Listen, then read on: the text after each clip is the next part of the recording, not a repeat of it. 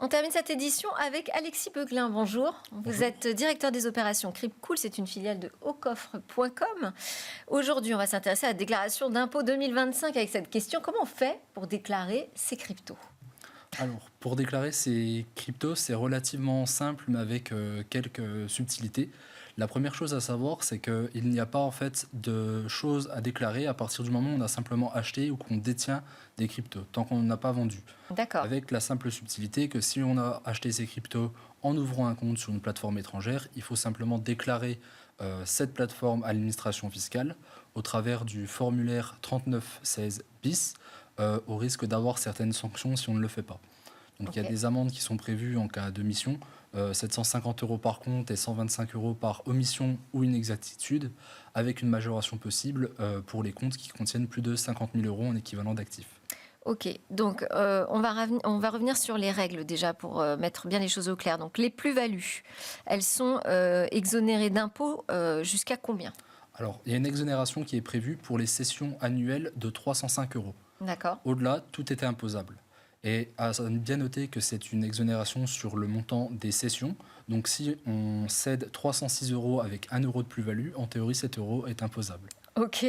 Il y a des investisseurs qui sont occasionnels, il y en a d'autres qui sont professionnels. Comment on classe ces catégories ?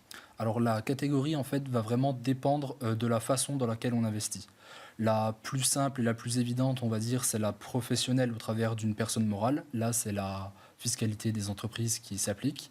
Et après, on va avoir la fiscalité du particulier occasionnel et habituel. D'accord. La fiscalité du particulier occasionnel, c'est lorsqu'il fait simplement des opérations dans la bonne gestion de son patrimoine personnel de manière occasionnelle, c'est-à-dire qu'il fait quelques opérations de temps en temps, un arbitrage, et qui va en fait vraiment gérer son patrimoine.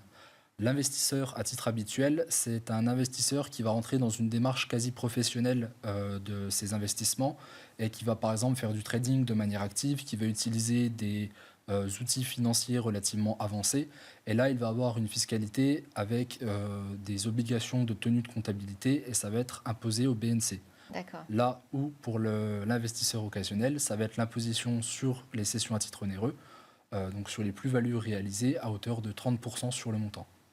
Et alors pour ceux qui minent des bitcoins, par exemple ? Ça va être une activité quasi professionnelle, donc ça va être imposé au BNC. Les revenus de minage vont être imposés dans cette catégorie dès qu'ils sont reçus. D'accord. Donc vous avez évoqué les sanctions. Alors il y a l'option d'imposition au barème progressif. Oui, tout à fait. C'est une nouveauté Vous pouvez nous détailler ça, oui ? qui a quelques années. Et au lieu d'opter pour la flat tax de 30%, les investisseurs peuvent, comme pour les investisseurs en actions, opter pour l'option barème progressif. Donc la plus-value va venir s'intégrer au revenu imposable, c'est-à-dire imposé à l'impôt sur le revenu entre 0 et 45% en fonction de sa tranche d'impôt, auquel s'ajoutent les prélèvements sociaux de 17,2%. D'accord, dis donc, vous avez tout en tête. Moi, je suis très impressionnée. Il y a un régime spécifique des donations aussi. Oui, tout à fait. En fait, étant donné que ce sont des cessions à titre gratuit, elles ne vont pas être imposées comme des cessions à titre onéreux. C'est-à-dire qu'elles vont rentrer dans le régime des droits de mutation à titre gratuit, avec certains abattements spécifiques.